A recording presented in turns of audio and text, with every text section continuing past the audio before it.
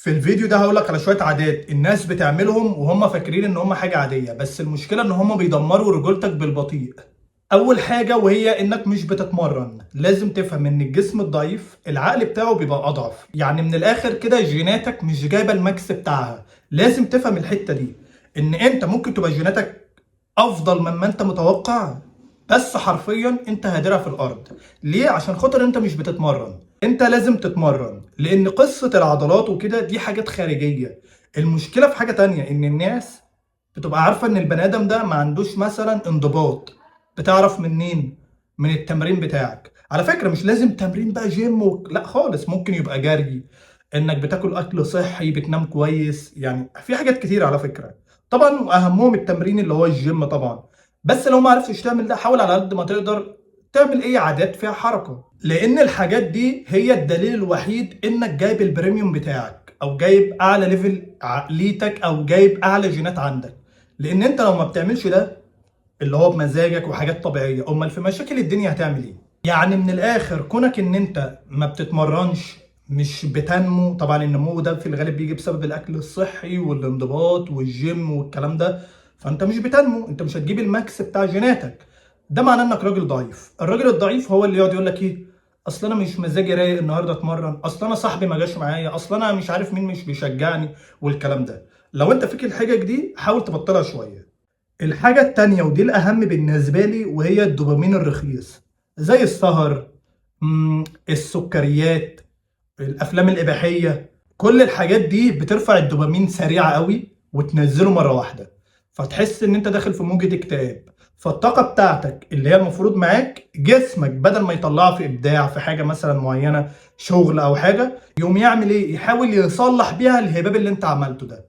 يحاول مثلا يعالج الخلايا اللي اتدمرت بسبب الافلام اللي انت بتتفرج عليها، بسبب السكر اللي انت عمال تضربه. النتائج اللي بتيجي ورا الحاجات دي طبعا انت مش حاسس بده. والمشكله ان الجسم مش بيعرف يتعامل مع الحاجات دي بسهوله. يعني انت لو مدمن الحاجات دي فده حوار تاني. انا بتكلم في الطبيعي، انت طاقتك بتوديها في ان جسمك يتعالج من الحاجات اللي انت بتعملها دي.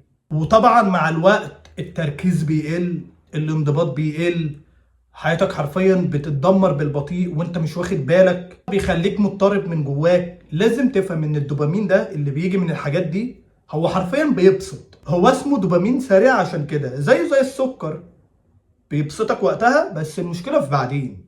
بيرفع سكر الدم، بيديك طاقة سريعة، طب وبعد ساعة هتحس انك مهبط. هي الحاجة حرفيا مفيش اختلاف ما بينهم.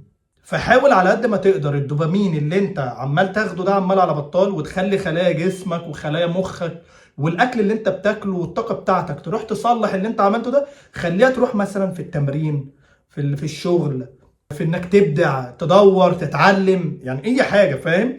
ومفيش مشكله انك تاخد دوبامين سريع صغير، مفيش مشكله. لكن المشكله ان انت لو خدته بالزياده عن اللزوم، هنا المشكله هتظهر، وطبعا الموضوع هيقلب معاك بادمان. لازم تحافظ عليه على قد ما تقدر. الحاجه الثالثه وهي انك تنام متاخر، بعد الفجر بقى، الساعه 8 الصبح شغال بقى، بعد الظهر عادي جدا تقضي ايه، نهارك ليل وليلك نهار. كل ده بيضرك انت في الاخر. والمشكلة كمان انك ما بتعملش كده مثلا عشان شغل، عشان بتدور في حاجة غصب عنك، ظروف حياتك مثلا وده فترة مؤقتة. لا، انت بتعمل كده عشان قاعد على الموبايل، بتقول انك هتقعد 10 دقايق، وبعدين نص ساعة، وبعدين ساعتين، وبعدين 4، وتفتح بقى لحد ما تنام للصبح. طبعا عمال تأجل، وكل ده على حسابك انت على فكرة. الوقت اللي بيتاخد منك ده او من نومك بالليل، هو بيتاخد من طاقتك انت. عايز افهمك حاجه، بعد 8 بالليل تقريبا لحد الفجر، ده انسب وقت لجسمك ان هو يبني تسترون، يعمل ريكفري للعضلات، يظبط تركيزك، هرموناتك تتظبط. على فكره حتى لو انت مش بتاكل افضل اكل، جسمك بيحاول يظبط الحاجات دي بالليل برضه. انسب وقت ليها بالليل. من الاخر كده، كل ما انت هتضيع نومك هتضيع طاقتك. الرجاله القويه عارفين ان ده كنز حرفيا لا يفنى، ده ما بيتعوضش. ده الحاجه الوحيده اللي مش هتتعوض. هو ده الهيكل بتاع جسمك كله. لو عملت ده مره ماشي، هتحصل، لازم هيحصل لك ظرف، حاجه كده، انما مش على طول. وهرجع اقولها لك، كل ما انت بتضيع في نومك بالليل، كل ما انت بتضيع في طاقتك. الحاجة الرابعة انك ما بتعرفش تقعد لوحدك، ودي مش معناها انك ما بتعرفش تخدم نفسك والكلام ده، لا مش ده اللي انا اقصده. اللي انا اقصده انك انت لما بيبقى عندك مشاكل ما بتعرفش تحلها غير لما تبقى لوحدك. عارف انت لو قاعد مع اهلك ودايما بتتكلم معاهم وواخد عليهم وشغل بالك بيهم وكل حاجة، مش هتحس بمشاكلك، مش هتعرف تحلها.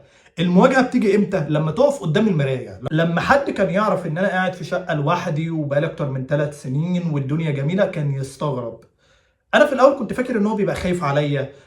طب انت لو طلع لك بلطجي، هو يعني ايه؟ يعني ايه يطلع لك بلطجي؟ ولا يعني ايه مشكله؟ يعني ايه بجد؟ طب ما انت ممكن تبقى قاعد مع اهلك ويطلع لك البلطجي، ممكن تبقى قاعد لوحدك ولا. على حسب بقى المكان اللي انت قاعد فيه امان ولا لا، بتنزل فيه مشاكل ولا لا، وبتأمن حالك على قد ما تقدر. ده كان تفكيري، لكن اكتشفت ان هو مش بسبب كده، مش بسبب انت بتخدم نفسك ازاي. هو عقله بيهيأ له كده، ده بيعمل اكل لوحده ازاي، بس الحقيقه مش كده. الحقيقه ان الرجاله الضعيفه هم اللي بيفكروا كده، عقلهم بيهيأ لهم الفكره دي، انك انت ازاي قاعد لوحدك وكده. انما هات راجل كده منعزل قوي، بيعرف يتحكم في نفسه، بيعرف يتحكم في افكاره، لو عرف ان انا قاعد لوحدي ما بيستغربش، عادي. ايه المشكله؟ إيه اللي انت بتعمله يعني؟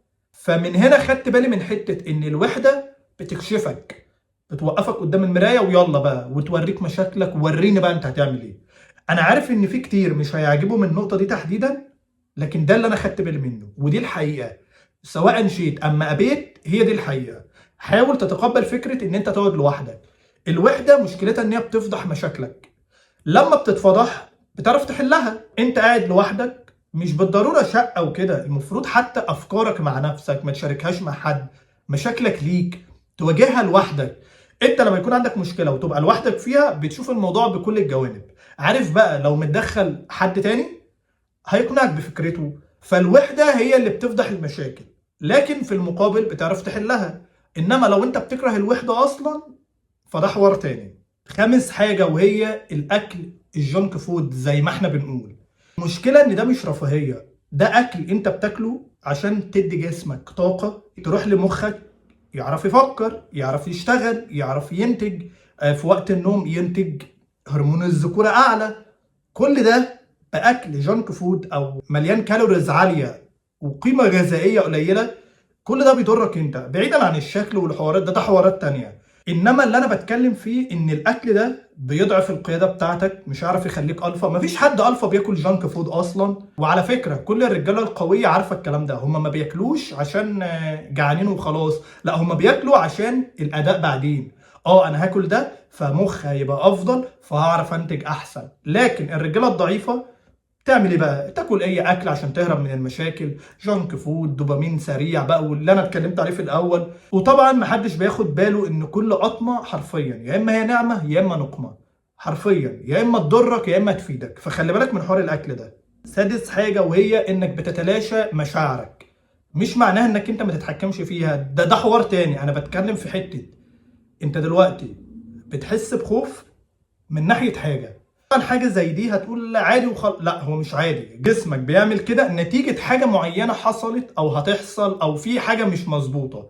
مهمتك انت تاخد بالك. انت عارف احساس الغيره ده، احساس الزعل، عارف حتى الوجع اللي بتحس بيه مثلا في جسمك مثلا لو اتخبطت، ده ليه سبب. انت لما بتنام بتصحى مثلا تلاقي بطنك وجعاك، في مشكله في جسمك بيقول لك ان في حاجه، انت بقى بتتلاشاها. ده حوار تاني. فانك تفهم مشاعرك وتفهم ليه بتزعل وليه بتفرح وليه بتتضايق وليه مثلا بتحس بغيره والكلام ده، تعرف ايه اسبابهم، صدقني ده هينقذك من مشاكل كتيره بعدين. لانك هتفهم بقى انت حاسس بده ليه، وطبعا قراراتك هتبقى افضل. فاذا بالتبعيه هتبقى احسن من كل اللي حواليك.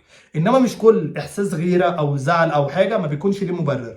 في حالات معينه غير دقيقه ان هو ما يكونش ليه لازمه، والكلام ده ما حصلش معايا. الحاجه السابعه انك بتحوط نفسك بدوائر اجتماعيه ضعيفه. حرفيا انت ما بتقعدش غير مع ناس شكايه بكايه، ما عندهمش كرامه، ما عندهمش حياه. كل الناس دي بتضيع وقتها وهيضيعوا وقتك انت كمان، ما تقلقش. فعلى الاقل تحط نفسك مع ناس، مش هقول لك اغنياء وناجحين، بس على الاقل عندهم عقليه النجاح، مقدرين قيمه وقتهم. حتى لو الدنيا مش احسن حاجه معاهم دلوقتي، بس بعدين ربنا يكرمهم، ده على الاقل يعني فاهم. انما ما تروحش تقعد لي مع واحد كل حياته عن البنات، كل حياته عن الهزار والهلس والكلام ده. هو مفيش مشكله تهزروا انتوا نازلين تتبسطوا اصلا، بس ما يبقاش ده كل حياتكم، فاهم؟ خدها قاعده، الناس اللي تفكيرها بسيط حتى لو انت تفكيرك حلو هتبقى معاهم. الناس اللي تفكيرها حلو حتى لو انت مش افضل حاجه هتجاريهم وهتجيب الليميت بتاعك. انا مش هضحك عليك وهقول لك هتبقى خارق والكلام ده، لا، بس على الاقل هيطلعوا احسن نسخه منك. فالاعداد دي خلي بالك منها، لان هي يا بتبنيك يا بتوقعك. فخلي بالك وانت بتقعد مع حد، حاول على قد ما تقدر الناس اللي انت بتقعد معاهم تكون عارفهم، او على الاقل يكون عندهم طموح لقدام، عشان هما المرايه بتاعتك. شوف هما بيفكروا ازاي هتبقى انت زيهم. حاجه التامنه انك ما عندكش اهداف، ما عندكش حياه من الاخر. لازم تفهم ان انت لو ما عندكش هدف عايش عشانه، او عايش عشان فيما بعد توصل لحاجة معينة فبناء عليها تعمل حاجة تانية، فانت محتاج تراجع نفسك. ليه؟ لان مفيش حد قوي، مفيش حد راجل بجد ما نفسوش يبقى احسن حد في الدنيا. لازم تفهم الحتة دي. من غير دايما اهداف وطموح اعلى منك، وحتى لو انت ما وصلتلهاش ما تكونش في حياتك، هتقع. كل اللي انت عملته ده هيروح منك. وتقدر تشوف الناس اللي مسكت فلوس ونامت عليها، افتكرت كده خلاص ملكت الدنيا، خلاص انا مش محتاج هعمل حاجة تانية. حتى رجال الاعمال لو لاحظت هتلاقيهم بيشتغلوا، هما مش بيشتغلوا عشان عايزين حاجة، لا، هما عايزين ايه؟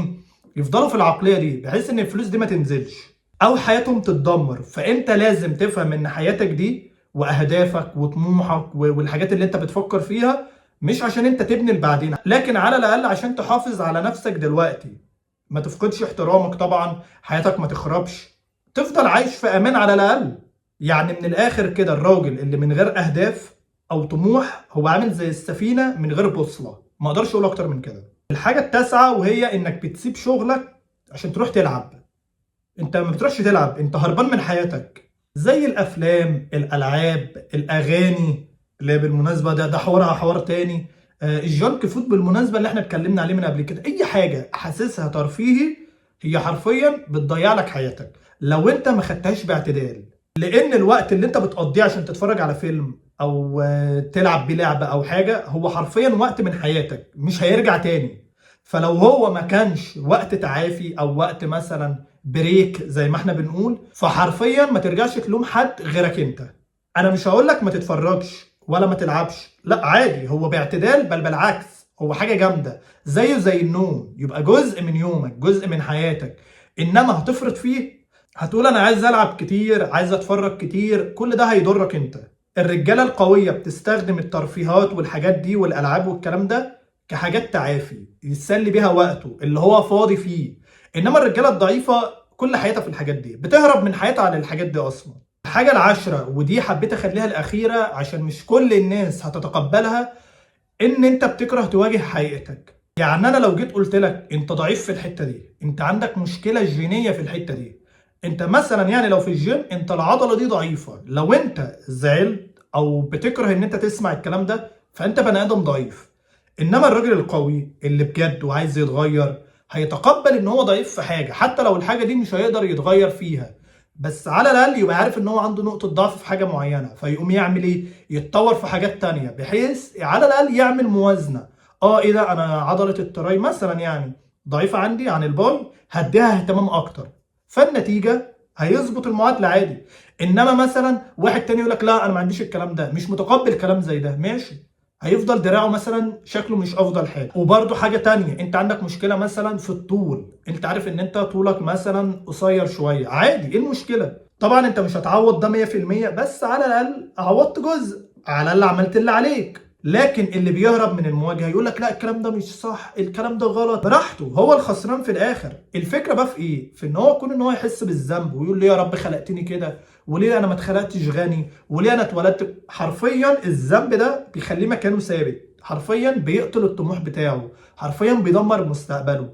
فلازم تبقى واخد بالك من الحاجات دي. انا لو جيت في مره او في فيديو قلت لك انت عندك مشكله في كده، لو انت قصير مثلا كذا، لو انت ماديا ضعيف عشان كده، لو انت عقليتك، تقبل الكلام ده عشان تعرف في حاجه من الاتنين، يا اما لو ليها حل تحلها طبعا ده احسن ليك، لكن لو ملهاش حل تحاول تضغط على نفسك في حاجات تانية بحيث ان انت تحاول تعوض اللي ناقص عندك، وده طبعا في مصلحتك انت. فحاول على قد ما تقدر تبعد عن الحاجات اللي انا قلت لك عليها انت مش بالضروره هتبعد 100%، ابقى بضحك عليك، ولا انا حتى 100% بطبق ده، بس على الاقل تبقى فاهم اللي بيحصل.